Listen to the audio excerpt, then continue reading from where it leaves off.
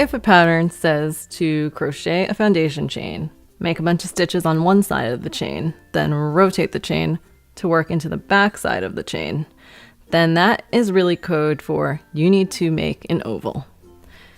So all you need for that is your yarn, hook, and to make things a little easier for you to see where to put your hook next, I'd recommend using a stitch marker as well.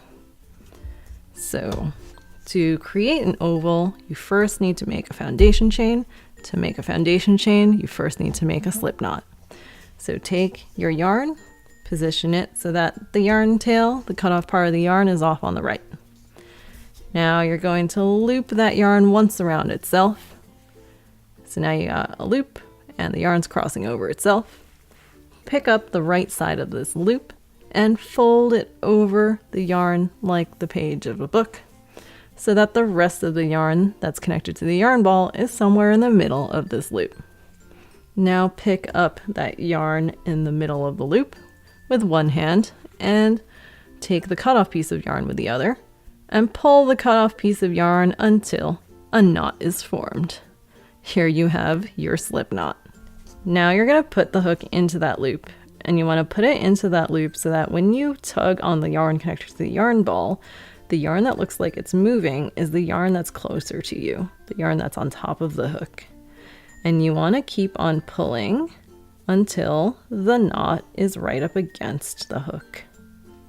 You want the knot to be to the right of the hook as well. And you don't want to make it too tight because you're going to need to be able to pull your hook through this loop, but you do want it kind of tight so that your oval won't have holes in the middle of it later. All right, now you want to get into crocheting position. So holding your right palm facing you, put your hook with all the yarn in front of it, wrap the yarn connected to the yarn ball once around your pinky. So now your hook and all that yarn is behind your fingers. Drape that yarn over your index finger and hold on to the knot with your thumb and your middle finger. Now I'm going to show you how to crochet an oval that started with 4 chain stitches. This is the foundation chain. So you want your hook in front of the working yarn, tip of the hook facing you. Do a yarn over by bringing the hook below and behind the working yarn, and then pull that yarn through the loop that's on the hook. And you have 1 loop left on your hook, and that was a chain stitch. Ta-da! Now you're going to just do that 3 more times. So hook in front of the working yarn, tip of the hook facing you. Yarn over by bringing the yarn below and behind the working yarn, and pull that yarn through the loop on your hook. So you have, again, 1 loop on your hook. And I'm actually going to adjust my yarn hand right now so that I have more control and my foundation chain doesn't get all twisted. I'm going to let go of the slip knot and hold on instead to some of those V's I just made with my thumb and middle finger. So this way my new chain isn't going to wiggle around. All right, I'm going to yarn over again, bring that yarn through the loop on my hook for a 3rd chain stitch, yarn over again, bring that through my hook for a 4th chain stitch.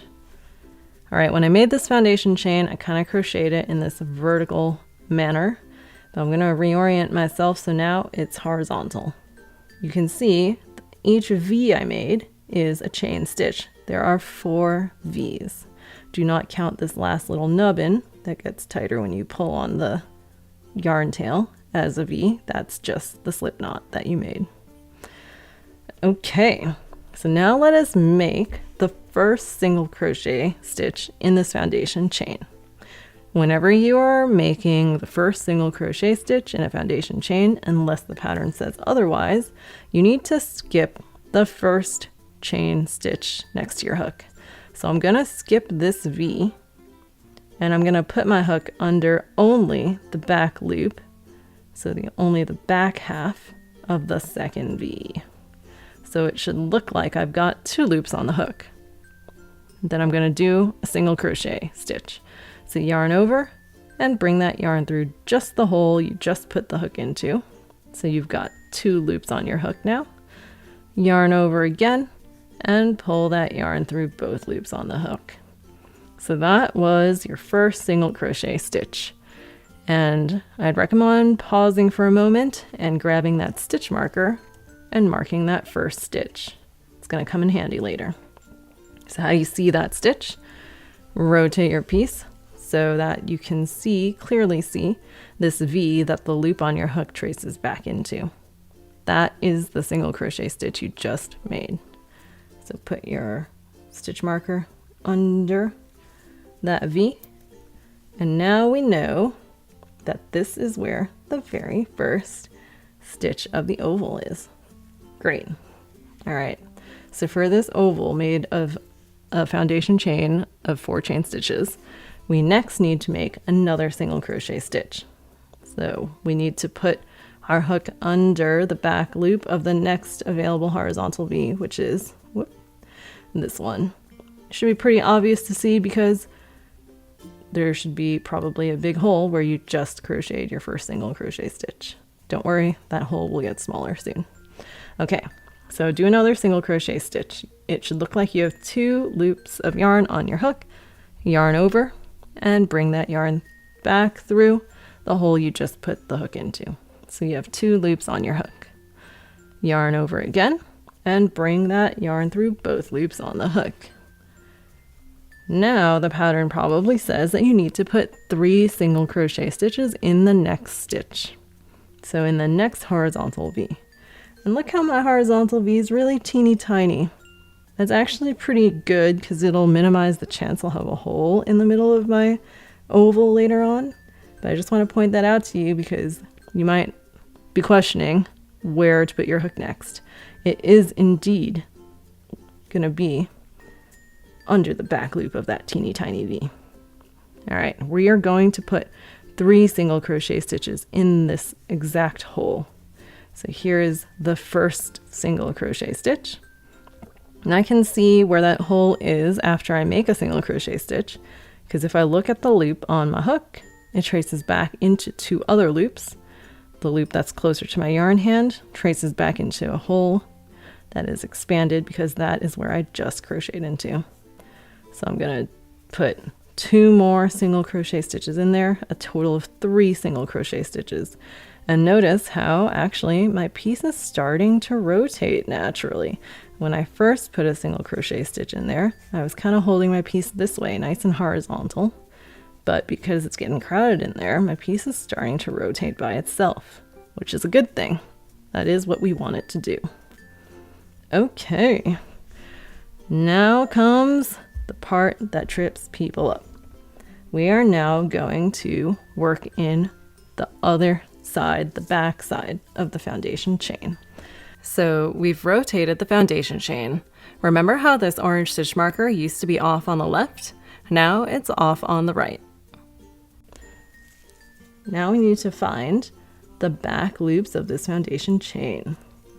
So I can see there's this hole because of all these single crochet stitches I just put into this hole, which means the next spot that I want to put my hook is in the next unworked front loop of the V of the foundation chain, which is this one over here.